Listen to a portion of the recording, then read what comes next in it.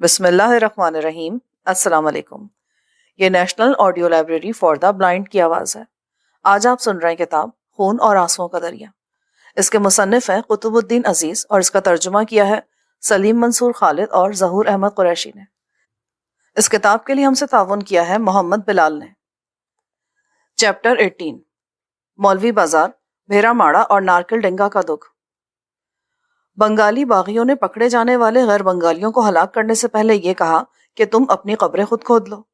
مولوی بازار میں مارچ اپریل 1971 میں غیر بنگالیوں کے قتل عام میں صرف چند افراد زندہ بچ سکے تھے۔ یہ بات 34 سالہ قمر الدین نے بتائی، جو مولوی بازار کے علاقے تلسی تالہ میں درزی کی دکان کرتے تھے۔ قمر الدین کو اکتوبر 1973 میں ڈھاکہ سے کراچی منتقل کیا گیا۔ انہوں نے منظم قتل عام کے بارے میں بتایا۔ میں نے 1950 میں بہار سے مشرقی پاکستان ہجرت کی تھی۔ مجھے مولوی بازار کا علاقہ پسند آیا اور وہاں پر میں نے درزی کی دکان شروع کی۔ میں بہت اچھی طرح بنگلہ بول لیتا تھا اور میرے گاہک بنگالی اور غیر بنگالی دونوں تھے۔ یہاں بنگالیوں اور غیر بنگالیوں کے درمیان کبھی بھی تناؤ نہیں رہا۔ مارچ 71 کے آغاز سے عوامی لیگ کے دہشت پسند غیر بنگالیوں کے خلاف نفرت کو ہوا دے رہے تھے اور اشتعال انگیز افواہیں پھیلا رہے تھے۔ 19-20 مارچ کو خون ریزی کا لاوا پھوٹ پڑا اور عوامی لیگ والوں نے ایسٹ پاکستان رائفلز کے باغیوں اور پولیس کے ساتھ مل کر وسیع پیمانے پر غیر بنگالیوں کا قتل عام کیا۔ اس قتل عام میں مرد، عورتیں اور بچے سبھی کو نشانہ بنایا گیا۔ جن غیر بنگالیوں نے حملہ آوروں کی ذرا سی بھی مزاحمت کی، ان کو انہی کے گھروں میں گولیوں سے اڑا دیا گیا۔ دوسروں کو دھان کے کھیتوں میں گھسیٹ کر لے جایا گیا یا دریا کنارے قطاروں میں کھڑا کر کے ہلاک کر دیا گیا۔ کئی لاشوں کو ڈھیر کی صورت میں کم گہری قبروں میں دبا دیا گیا اور دوسروں کو دریا میں پھینک دیا گیا۔ قاتلوں نے بچوں پر بھی کوئی رحم نہیں کھایا اور خاص طور پر لڑکوں پہ۔ اس کے برعکس باغیوں نے غیر بنگالی نوجوان لڑکیوں کو آبرو ریزی کے لیے اغوا کیا اور وحشی کتوں کی طرح نوچا۔ ان میں سے بہت سی لڑکیوں کو باغیوں نے 29 اپریل 1971 کو پاکستانی فوج کے ہاتھوں علاقہ آزاد ہونے سے پہلے یا تو بعد میں گولیاں مار دی، ورنہ ان کو گلے گھونٹ کر ہلاک کر دیا۔ قمر الدین معجزانہ طور پر بچ گئے تھے۔ انہوں نے ایک چھوٹی سی مسجد میں پناہ لی تھی اور وہاں 1 مہینے تک گونگے بھکاری بنے رہے۔ قمر الدین نے مزید کہا، کچھ بنگالیوں نے اپنے غیر بنگالی ہمسایوں کو بچانے کی کوشش کی۔ یہ قدم ان کی اپنی جانوں کے لیے بہت خطرناک تھا۔ پولیس والے لوٹ مار اور مار دھاڑ میں شامل ہو گئے تھے۔ میرا اندازہ ہے کہ مارچ اپریل 1971 میں مولوی بازار میں تقریباً 2000 غیر بنگالی مارے گئے۔ بہرا ماڑا، کاش پکڑنے والوں نے مجھے بھی قتل کر دیا ہوتا، جیسے انہوں نے 22 مارچ 71 کو بہرا ماڑا میں میرے خاوند کو قتل کر دیا تھا۔ یہ بات نسیم جہاں نے کہی، جنہیں مشرقی پاکستان میں بنگالیوں کی بغاوت کے دوران ایک بنگالی دہشت گرد نے اغوا کر لیا تھا اور پھر عصمت دری کی تھی۔ نسیم کو نومبر 1973 میں کراچی منتقل کیا گیا۔ اس مظلوم نے اپنی دکھ بھری روداد آنسو اور آہوں میں ڈوب کر یوں بیان کی، ہم بھیرا ماڑا کے علاقے تل تلا میں رہتے تھے۔ ہمارے ہمسائے زیادہ تر غیر بنگالی تھے۔ میرے خاوند قدرت اللہ ایک تجارتی کمپنی میں ملازم تھے۔ ان کے پاس لائسنس یافتہ 2 نالی بندوق تھی۔ مارچ 71 کے پہلے ہی ہفتے سے بنگالی دہشت پسندوں نے غیر بنگالیوں کو ڈرانے دھمکانے کا سلسلہ شروع کر رکھا تھا۔ مارچ کے وسط میں جب ایسٹ پاکستان رائفلز کے باغی اور انصار رضاکار عوامی لیگ والوں کے ساتھ جا ملے تو انہوں نے کئی غیر بنگالیوں کے ساتھ گلیوں بازاروں میں وحشی پن کا مظاہرہ کیا۔ 22 مارچ کو مسلح بنگالیوں کے ایک بڑے ہجوم نے غصے سے پاگل ہو کر ہمارے علاقے کو خون میں نہلا دیا۔ بہت سے حملہ آوروں کے پاس بندوقیں اور مشین گنیں تھیں۔ جب انہوں نے ہمارے گھر پر حملہ کیا تو میرے بہادر خاوند نے انہیں فاصلے پر رکھنے کی کوشش کی۔ انہوں نے ہمارے گھر کو گولیوں سے چھلنی کر دیا۔ جب ہمارے پاس اسلحہ ختم ہو گیا تو انہوں نے ہمارے گھر کا دروازہ توڑا اور میرے خاوند کو بڑی بے رحمی سے قتل کر دیا۔ جب وہ موت کی اذیت میں لوٹ پوٹ ہو رہے تھے تو ایک غنڈے نے ان کے سر میں سنگین دے ماری۔ یہ ہولناک منظر میرے ذہن پر ہر وقت چھایا رہتا ہے۔ میں نے اپنے آنکھوں کی گرفت سے چھڑانے کے لیے گھر میں زیر استعمال چاقو کے ساتھ اپنے آپ کو ہلاک کرنے کی کوشش کی۔ اسی دوران میں ان میں سے ایک نے مجھے دبوچ لیا اور ایک غیر آباد عمارت میں لے گیا، جہاں میری طرح کئی غیر بنگالی عورتوں کو بھاری پہرے میں قیدی بنا کر رکھا گیا تھا۔ رات کا ان قاتلوں کا ایک دستہ ہمارے جسموں کی دعوت اڑانے اس عمارت میں جا پہنچا۔ ہم ان کے لیے مال غنیمت تھی۔ ہم قیدی غیر بنگالی عورتوں کے لیے یہ ناقابل برداشت تشدد، بے غیرتی اور گناہ کی رات تھی۔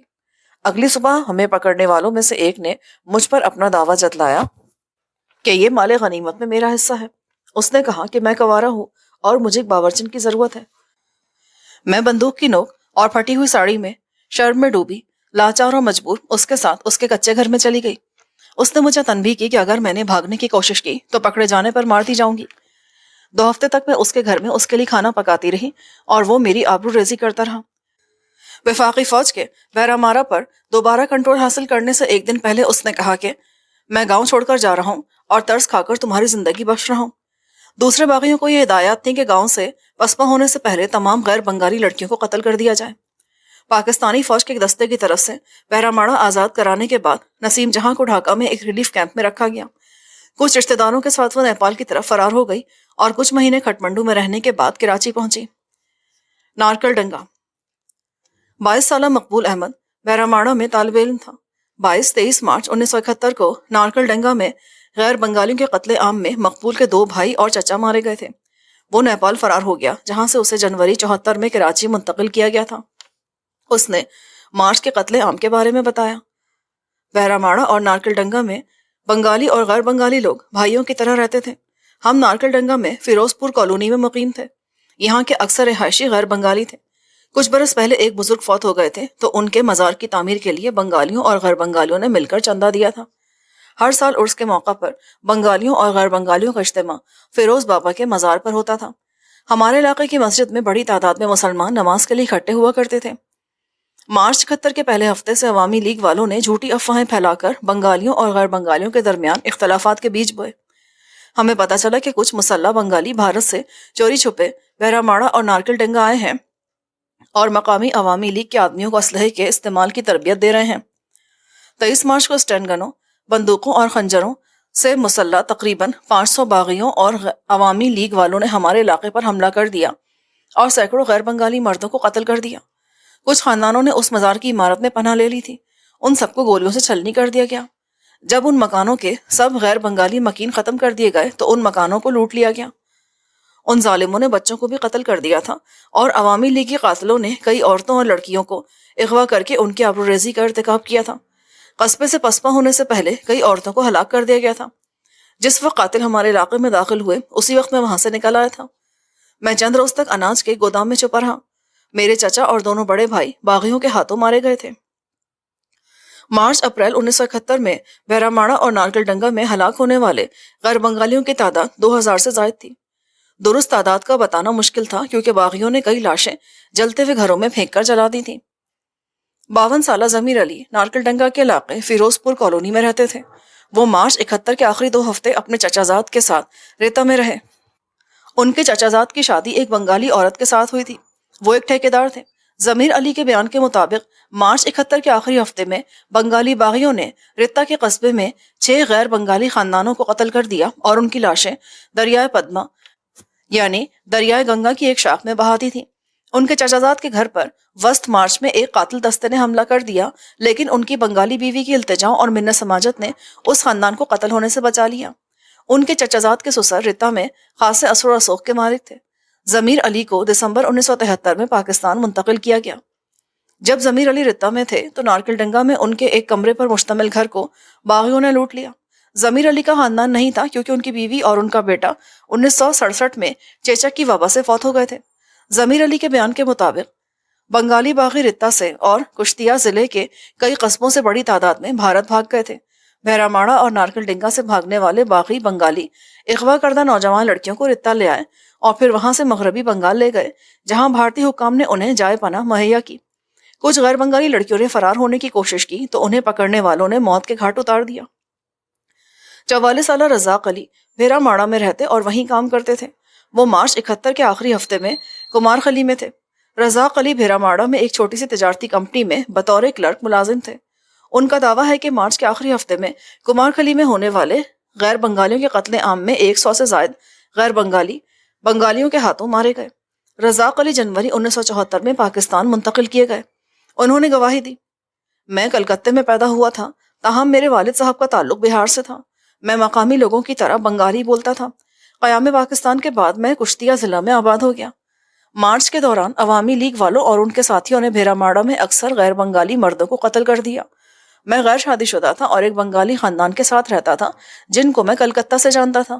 مجھے ایک ضروری تجارتی کام کی وجہ سے کمار خلی جانا پڑا جس کے باعث بنگالی باغی مجھے نہ پکڑ سکے۔ 28 مارچ کو میں نے کمار خلی کے فٹ پاتھ پر درجن بھر غیر بنگالی مردوں کی لاشیں دیکھی۔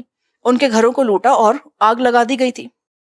معزز سامعین، جو ریکارڈنگ آپ نے ابھی سماعت فرمائی اسے national audio library for the blind کی جانب سے پیش کیا گیا ہے۔ ہمارے یوٹیوب چینل کو لائک، سبسکرائب اور شیئر ضرور کیجیے۔ اپنی قیمتی تجاویز اور آراء کے اظہار کے لیے ہمارے کمنٹ سیکشن کا استعمال کیجیے۔ اگر آپ بھی رضاکارانہ طور پر ہمارے اس مشن کا حصہ بننا چاہیں تو ڈسکرپشن میں دیے گئے لنک کے ذریعے ہمارے واٹس ایپ گروپ کو جوائن کیجیے۔ شکریہ۔